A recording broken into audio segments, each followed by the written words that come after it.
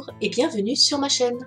Si tu ne me connais pas encore, je m'appelle Audrey Marin-Pache et j'écris des romans de fantasy. J'ai également créé un jeu de rôle inspiré de l'univers de ma première trilogie, L'Éclat et l'Ombre.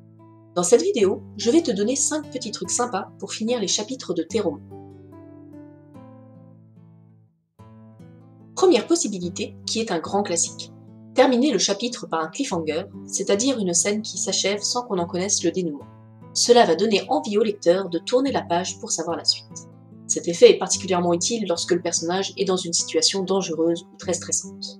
Par exemple, une poursuite. De la même façon que le cliffhanger, la révélation va donner envie de savoir la suite.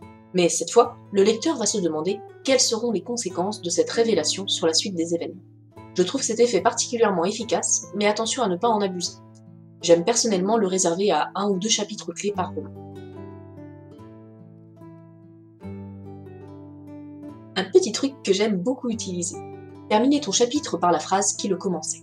Si tu me lis, c'est particulièrement visible dans le 3e tome de ma trilogie, L'Éclat et l'Ombre. Je trouve cela très efficace pour accentuer le sentiment d'angoisse d'un personnage en montrant qu'il est comme piégé dans une boucle. Un effet de style que je n'utilise pas trop, mais que j'adore quand je le trouve dans un livre. Terminer un chapitre par une phrase et dans le chapitre suivant, enchaîner avec une phrase qui lui fait suite alors que la scène n'a rien à voir avec la précédente. Le meilleur exemple pour cet effet, n'importe quel roman de Bernard Werber.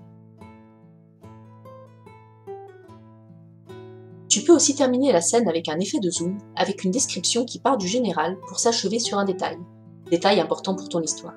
Ou à l'inverse, élargir pour un effet un peu plus cinématographique. Par exemple, partir de la description du regard d'un personnage qui découvre devant lui une scène impressionnante, et élargir jusqu'à donner une vision complète de ce que regarde le personnage. Voilà pour les conseils, j'espère qu'ils te seront utiles, et si tu as d'autres tips à donner, je t'invite à les partager en commentaire. Si tu as envie que je fasse une autre vidéo 5 conseils sur un thème précis, tu peux aussi me le dire en commentaire.